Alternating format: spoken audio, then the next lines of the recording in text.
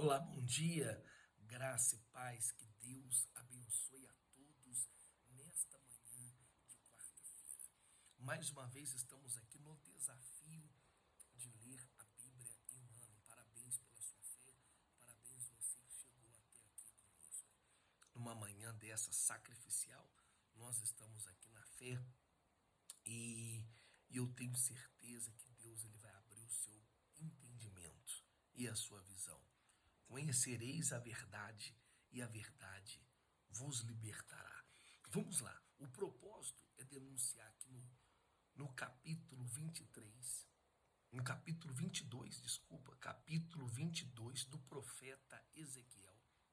O propósito é denunciar os pecados de Jerusalém e anunciar o julgamento iminente de Deus devido à corrupção moral e espiritual daquela cidade. O capítulo 22 ele começa aqui com Deus ordenando ao profeta que expõe os pecados de Jerusalém, a cidade, e decreta com uma cidade sanguinária, culpada de derramamento de sangue e também da idolatria.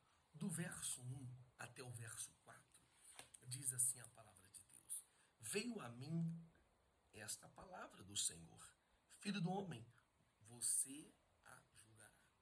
Você julgará esta cidade sanguinária.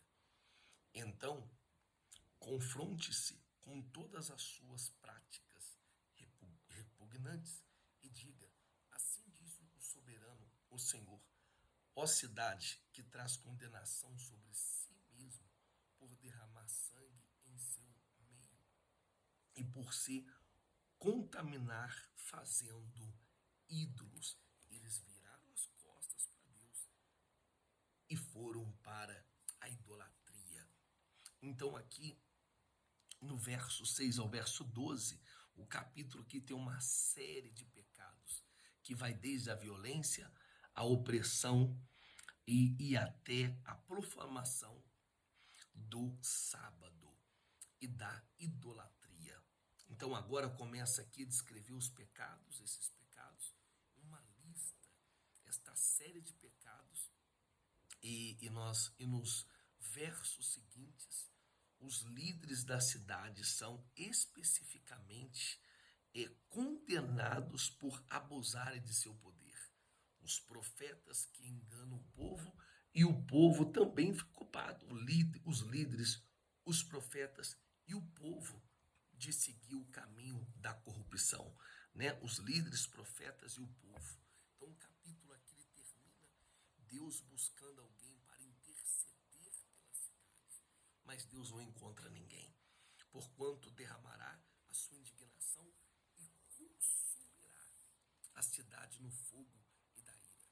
Então nós vamos ler aqui o verso 30, que diz assim: Procurei entre eles um homem que erguesse o muro e pusesse na brecha diante de mim, em favor dessa terra, para que eu não destruísse, mas não encontrei nenhum.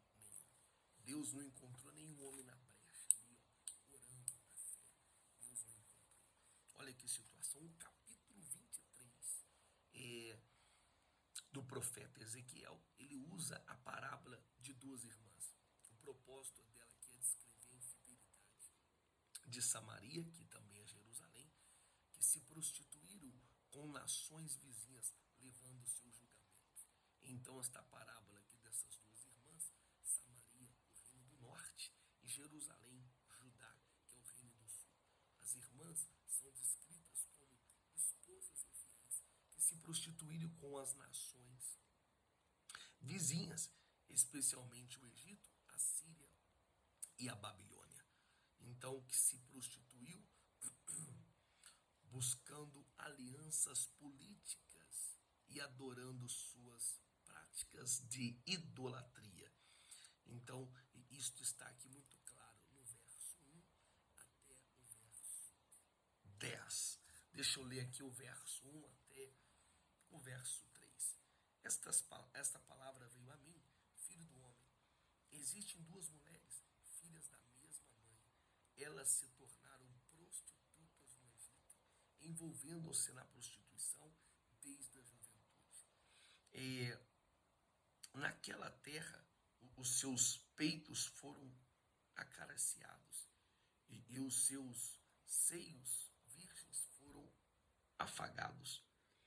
A mais velha chama-se Ola e a sua irmã Oatilipa. Elas eram minhas e deram à luz filhos e filhas, e Olá é Samaria, e Uilibá é Jerusalém. Então esta parábola mostra os dois reinos, tanto de Samaria, que é do norte, como também de Judá, que é de Jerusalém, que é do sul. Então Judá ele poderia aqui falar assim, poxa, assim como Samaria o norte caiu, vou colocar minha barba de molho, eu vou pegar os bons exemplos e eu vou seguir o caminho do Deus de Israel. Mas eles não fizeram isso. Pelo contrário, eles também caíram.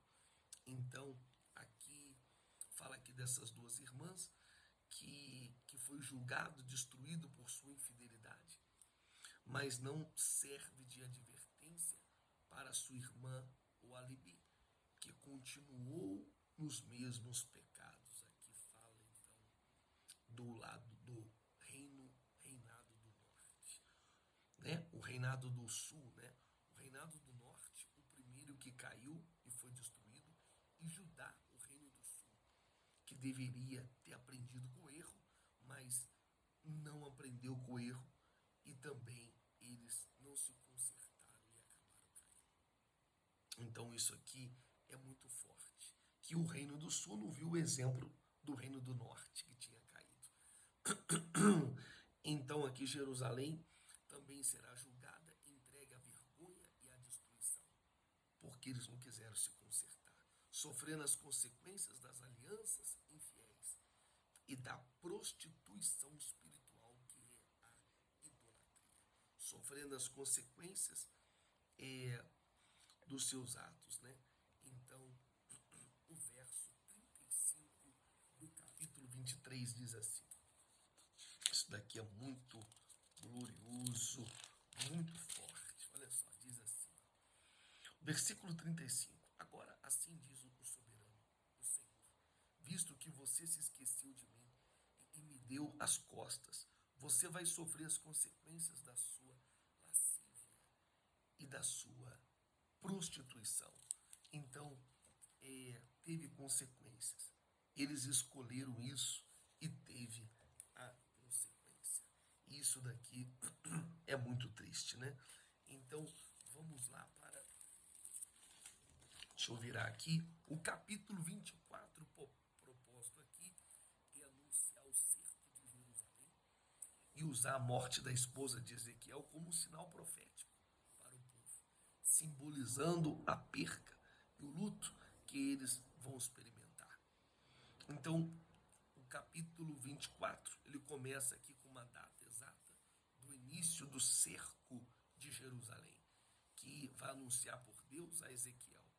Então aí Deus, ele lista que ele usa uma metáfora de uma panela fervendo para descrever Jerusalém. É muito forte, né? Então a cidade aqui é como uma panela enferrujada, cheio de carne que desce. Olha só, muito forte isso daqui. É que a sua impureza é exposta e queimada. Olha só o que diz aqui no capítulo 24. No 10º dia do 10º mês do nono ano, a palavra do Senhor veio a mim e disse ele, filho do homem, registre essa data, a data de hoje, porque o rei da Babilônia citou Jerusalém exatamente neste dia. Conte esta nação rebelde uma parábola e diga-lhes, assim diz o soberano, o Senhor. Põe uma panela para esquentar, ponha-se a panela para esquentar com água. Ponha dentro dela pedaços de carne, os melhores pedaços, e da coxa e da espátula. Encha com o melhor desses ossos. Apanhe o melhor do rebanho, empilhe lenha debaixo dela, para cozinhar os ossos. Faça-se ferver a água e cozinhe tudo o que Porque assim diz o soberano, o Senhor, ai da cidade sanguinária, da panela que agora tem uma crosta, cujo resíduo não desaparecerá. Esvazie-se, tirando pedaço por pedaço, sem sorteá-los, pois o sangue que ela derramou, está no meio dela. Ela o derramou na rocha nua e não derramou no chão, onde o pó o cobrirá. Então, aqui, ele fala aqui ele usa essa metáfora muito forte da panela. Então, a panela enferrujada, a panela que simboliza aqui a corrupção moral e espiritual da cidade, que será purificada pelo fogo do nosso Deus. Amém? E em seguida, Deus informa aqui Ezequiel que sua esposa será sepultada, assim como ele o lamentou. É muito forte o verso 24, que diz assim, olha só. Vamos terminar aqui. A morte da mulher de Ezequiel, o verso 24, Ezequiel, será um sinal para você. Vocês farão o que ele fez. Quando isso acontecer, vocês saberão que eu sou o soberano de Israel.